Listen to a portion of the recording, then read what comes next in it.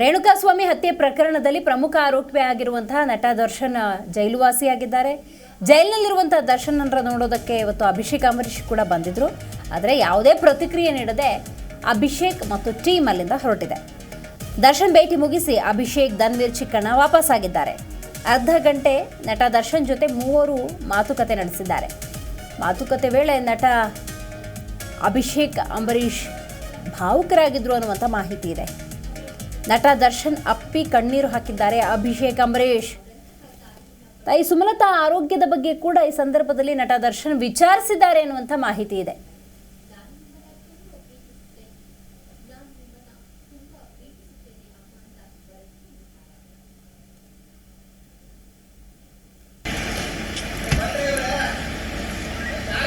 ನೋಡಿ, ದೃಶ್ಯದಲ್ಲಿ ಗಮನಿಸ್ತಾ ಇದ್ದೀರಿ, ಚಿಕ್ಕಣ್ಣ, ಅಭಿಷೇಕ್ ಅಂಬರೀಷ್, ಧನ್ವೀರ್.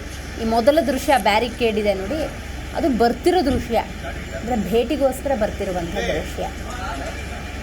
ಭೇಟಿ ನಂತರ ಅರ್ಧ ಗಂಟೆ ಮಾತಾಡಿ ಆ ನಂತರ ಕಾರ್ ಡ್ರೈವ್ ಮಾಡ್ತಿರುವಂಥ ಅಭಿಷೇಕ್ ಅಂಬರೀಷ್ ದೃಶ್ಯ ಏನು ನೋಡ್ತಾ ಇದ್ರಿ, ಇದು ಪ್ರತಿಕ್ರಿಯೆ ನೀಡದೆ ಅಲ್ಲಿಂದ ನಗ್ತಾ ಹಂಗೆ ಸ್ಮೈಲ್ ಕೊಟ್ಟು ಅಲ್ಲಿಂದ ಹೋಗಿದ್ದಾರೆ ನಟ ಅಭಿಷೇಕ್ ಅಂಬರೀಷ್, ಧನ್ವೀರ್ ಹಾಗೆಯೇ ಚಿಕ್ಕಣ್ಣ. ಸೊ ಬರ್ತಿರುವಂಥ ದೃಶ್ಯ ಕೂಡ ಲಭ್ಯವಾಗಿದೆ, ಅಲ್ಲಿಂದ ಹೊರಟು ಹೋಗಿರುವಂಥ ದೃಶ್ಯ ಕೂಡ ಇದೆ. ಆದರೆ ಯಾವುದೇ ಪ್ರತಿಕ್ರಿಯೆಯನ್ನು ನೀಡಿಲ್ಲ.